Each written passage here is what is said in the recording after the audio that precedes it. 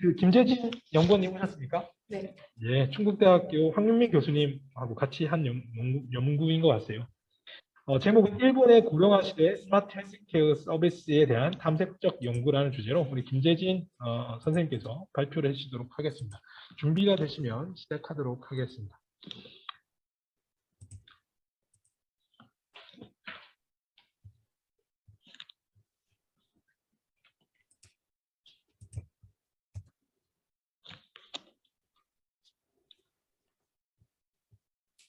네, 발표 시작하겠습니다.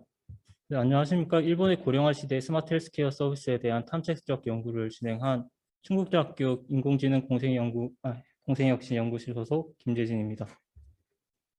발표 순서는 연구 배경 및 목표, 4차 산업혁명 시대 헬스케어의 소개, 일본 서비스 사례 분석, 그리고 결론 및 시사점 순으로 진행하겠습니다. 네, 지난 10년간 OECD 발표에 따르면 OECD 국가 평균 2.6명 정도가 고령화 진행 속도가 2.6이며 한국은 4.4로 인구 고령화 현상이 가속화되고 있습니다. 아래 도표를 보면 아실 수 있듯이 현재 가장 고령화가 많이 진행된 일본의 경우 2060년 기준 100명당 고령자 비율은 83% 그리고 한국은 90%를 보이고 있으며 이러한 현상과 함께 4차 산업혁명 기술을 기반으로 한 헬스케어 패러다임의 변화가 시작되고 있습니다. 이는 인공지능 그리고 빅데이터 등을 사용하여 통칭 스마트 헬스케어라고 불리며 이러한 스마트 헬스케어 시장은 2019년 약 1,400억 달러 규모의 시장 규모를 보이고 있습니다. 네, 이러한 상황에서 일본 같은 경우에는 현재 28.7%가 고령 인구이며 이러한 초고령화 사회로 이로 인해 노인 부양비의 부담이 증가하며 복지수당 종사자의 인력을 부족을 겪고 있습니다. 아래 도표에서 보시면 2015년 이후 지속적으로 복지 종사자의 수가 부족하였으며 25년에는 32만 명 정도 그리고 35년에는 68만 명 정도의 차이를 보이고 있습니다. 이런 상황에서 일본은 지자체 그리고 기업 그리고 지역 의료기관이 연계한 서비스 활성화를 촉진하여 현재 IoT 기반 스마트 헬스케어 같은 경우에는 세계 점유율 24.8%를 차지하는 등 글로벌 경쟁력을 보이고 있습니다.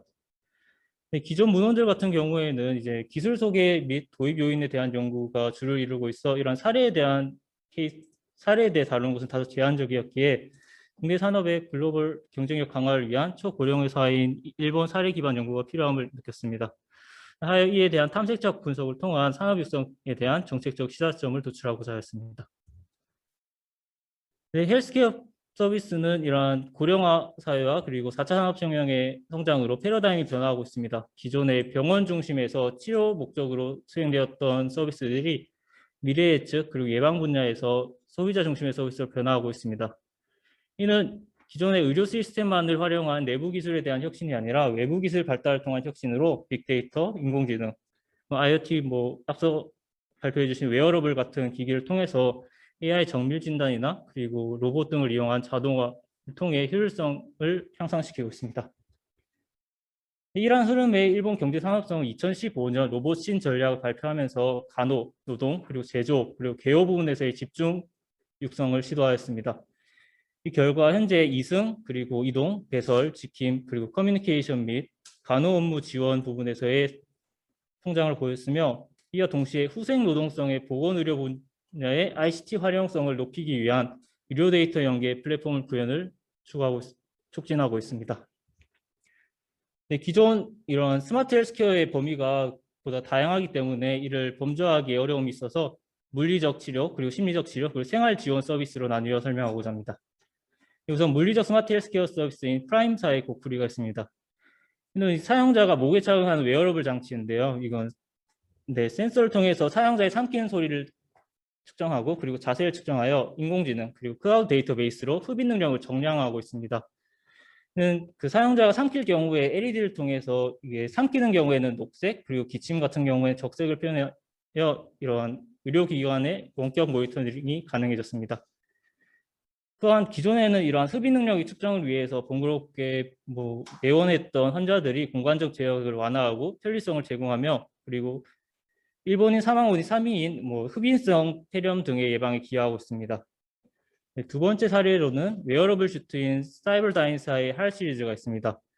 할 시리즈 같은 경우에 이제 뇌를 통해서 인간의 동작 의사를 인지하는데 이런 신체 전이 신호를 읽어서 동작을 보조하는 장착형 기기입니다. 사용자가 사용함에 있어서 신호에 대한 신체 반응 데이터를 수집하여 피드백을 제공하며 2020년 10월 FDA로부터 로봇형 의료기기로서의 효과를 증명받았으며 이는 노화나 부상, 질병 등과 같은 신체 기능 저하에 대한 장기적인 재활 활동의 지속성에 기여하고 있습니다. 이는 기존에는 의료기관을 통해서만 사용 가능했던 서비스가 뉴럴RPZ 출시로 가정 내에서 일상생활에서 재활동을 가능하게 해주는 편의성을 제공하고 있습니다. 다음으로는 심리적 스마트 헬스케어 서비스입니다. 네, 우선 커뮤니케이션 로봇 애니시사의 파페로위가 있습니다. 파페로위 같은 경우에는 이제 안면 인식이나 그리고 기기 중앙에 있는 열 센서로 방향을 인지하고 그리고 초음파 센서를 통해서 거리를 측정하게 됩니다. 또한 사용자의 음성을 학습하여 서비스를 제공하고 있으며 이러한 고령자의 생활 데이터를 기록하며 그리고 기존의 일본의 재해나 그리고 지역과 관련된 정보에 대한 안내 등 생활 전반적인 부분에서 서비스를 제공하고 있습니다. 이런 서비스 같은 경우에는 독거노인이 증가하고 있는 사회이기 때문에 가족과의 멀리 떨어져 있는 가족과의 커뮤니케이션 기능이나 그리고 노인과 기기 둘만이서 사용하는 이런 수다 기능을 제공하고 있으며 지역기관과 연계하여 지켜파페라는 서비스를 제공하고 있습니다. 이 같은 경우에 보안업체랑 연계해가지고 노인분이 버튼을 작동하면 보안업체 그리고 지자체 그리고 가족에게 즉시 알람이 가고 응답이 없을 시 즉시 방문 서비스를 제공하고 있습니다. 두 번째 사례로는 오른쪽에 있는 이 휴머노이드 로봇형 통신장치인 테레노이드가 있습니다. 테레노이드는 이제 사용자와 이제 물리적 거리가 있는 상대방과의 대화를 수행하는데요. 이게 주로 사용되는 곳은 인지장애가 있는 사용자와 그리고 복지 종사자들의 대화에 사용되고 있습니다. 테레노이드는 인간형 기기로 구성되어 있어서 환자의 불안 그리고 외로움을 완화시키는 효과를 보이고 있으며 또한 간병인의 절망감 그리고 초조함을 완화시키고 또한 간병인과 환자가 접촉할 경우에 발생할 수 있는 돌발 상황을 방지할 수 있기에 복지 종사자들의 노동 효율성의 향상에 기여하고 있습니다. 다음으로는 생활 지원 스마트 헬스케어 서비스입니다. 좌측에 보시면 주식회사 타카야마 산업의 소환 로봇이 있는데요. 이 같은 경우는 이제 자율주행형 인공지능 개호 로봇으로서 실제 간호 현장에서 활용되고 있습니다. 이는 IoT, 인공지능 그리고 안면인식, 음성인식 기능이 탑재되어 있어 요양원 내의 환자의 생체 데이터를 인식하여 실시간으로 복지 종사자와 공유하고 있습니다. 이런 데이터는 지속적으로 관리되며 환자가 야간에 홀로 돌아다닐 경우에는 환자를 병실로 안내하거나 또는 이러한 상황을 복지 종사자에게 알림을 제공하고 있으며 건물 내에 정해진 장소에 정해진 시간에 순회를 지속하면서 배터리 부족 시 자동으로 충전하는 등 복지 서비스의 수요 대비 적은 이런 개호 종사자들의 노동 부담을 경감하고 있습니다. 마지막 사례로는 오리 연구실의 오리아임T가 있습니다.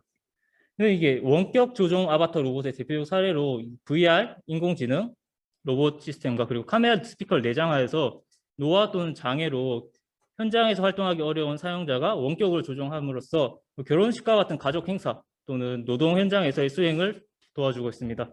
2018년부터 아바타 카페 다운을 통해서 지속적으로 테스트를 실시하고 있으며 현재 노동 가능 인구가 급격히 줄어들고 있는 일본 사회에 새로운 형태의 노동 방식을 제공하고 있다는 가치가 있습니다. 또한 이런 육체적, 심리적 요인으로 사회에서 고립되기 쉬운 이용자들에게 사회 참여를 유도하고 그리고 사회적 상호작용의 용이성을 제공한다는 가치가 있습니다. 이런 저출산 고령화가 초래한 인구 비율의 변화로 인한 사회적 비용의 증가 그리고 수요 대비 적은 노인복지 관련 노동력에 대한 문제점에 대한 해결, 이런 부분에 대해서 헬스케어 서비스에 대한 논의에 대한 필요성을 인식하였습니다. 이런 고령화 사회 시대와 더불어 4차 산업혁명 기술인 AI, VR, 빅데이터, IoT, 클라우드 등과 같은 융합한 스마트 헬스케어 서비스의 분석을 위해서 일본 스마트 헬스케어 서비스의 탐색적 조사를 수행하였습니다. 이 과정에서 일본 사례 같은 경우에는 고령 인구의 안전 확보를 위해 적극적인 기업과 지자체의 협약으로 서비스가 활성화되고 있는데요. 이는 물리적 서비스에서는 자유도를 향상시키고 사용자의 접근성 향상에 기여하며 심리적 서비스 같은 경우에는 이런 새로운 기술에 대한 지식의 부족과 활용에 대한 거부감이 있는 사용자에게 일상생활과의 연계를 통한 심리적 안정성의 확보, 그리고 고급화의 향상을 기대하고 있습니다.